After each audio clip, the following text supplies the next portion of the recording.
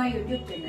તો આજે અમે તમારા માટે ન્યૂ રેસીપી લઈને આવી ગયા છીએ. આજે આપણે બનાવવાના છીએ રાજસ્થાની દેશી દાળ અને ખોબા રોટલાની રેસીપી. તો આવો અમારી સાથે અને આપણે બનાવીએ દાળ અને રોટલા. પ્રથમ આપણે તપેલીમાં પાણી ગરમ કરવા મૂકી દઈશું તમારા જોઈતા પ્રમાણે.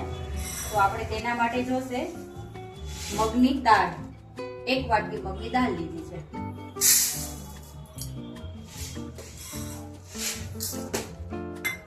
તો દાળ આપણે ધોવાઈ ગઈ છે. તો એમાં આપણે નાખશું થોડું મરચું, હળદર અને ધાણા જીરું. અને પછી હવે નાખશું સ્વાદ અનુસાર મીઠું. આપણે બધું મિક્સ કરી દઈએ.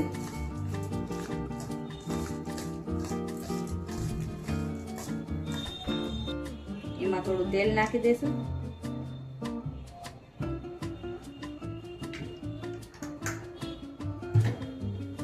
અને હલાવી દેવાનું. બધું મિક્સ કરી દેવાનું સરખી રીતે.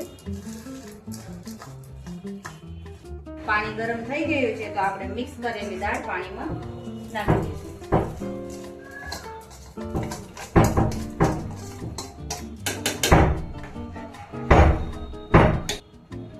અને ઉકળવા માટે મૂકી દઈશું. એમાં ટમેટા ના કટકા કરી અને નાખી દેવાના. જોઈ શકો છો ટમેટા નાખાઈ ગયા અને દાળે બફાઈ ગઈ. આપણે એને ઢાંકી અને થોડી વાર ટમેટા પકાવવા દઈશું. દાળને તો આપણે દાળને હવે વઘાર આપવાનો છે. તો એમાં આપણે થોડું તેલ નાખીશું.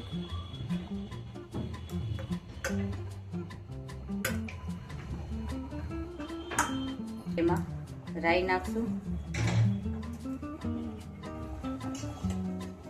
પછી થોડું જીરું નાખશું. પછી થોડી હિંગ નાખશું.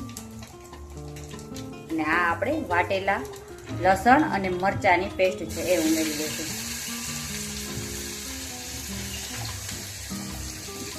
થોડું હલાવી દઈશું.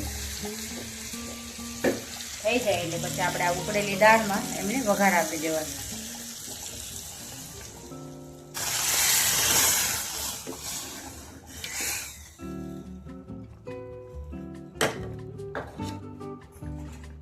થોડી વાર આપણે એને ઉકળવા મૂકી દઈશું. તો આપણી દાળ તૈયાર થઈ ગઈ છે. હવે તો આપણે હવે ગેસ બંધ કરી દઈશું. તો ચાલો આપણે હવે લોટ માંડીએ. લોટમાં આપણે સ્વાદ અનુસાર થોડું નમક નાખશું અને થોડું આપણે મૂળ માટે તેલ નાખીશું કે જેનાથી આપણો રોટલો સોફ્ટ બને.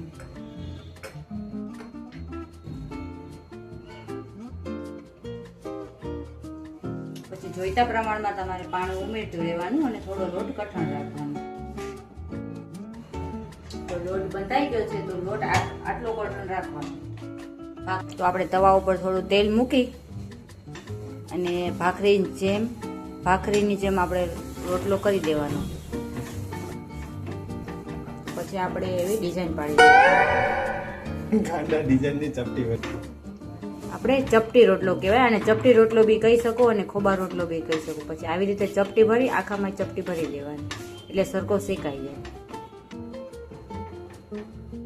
આપણે રોટલાને આખા રોટલામાં ચપટી કરી દીધી છે ને એક બાજુ શેકાવા દઈશું આપણે. તો રોટલાને તમે જોઈ શકો છો મસ્ત ભાત પડી ગઈ છે આપણે. તો રોટલો શેકાઈ ગયો છે. તો હવે આપણે એમાં ઘી નાખી દઈએ. તો ઘી આવી રીતે નાખવાનું કે બધામાં ઘી સરખું થઈ જાય. તમે જોઈ શકો છો તૈયાર છે આપણે દાળ અને રોટલો. જો અમારી રેસીપી તમને સારી લાગે તો અમારી ચેનલને લાઈક કરજો, શેર કરજો અને સબસ્ક્રાઇબ કરજો. Thank you.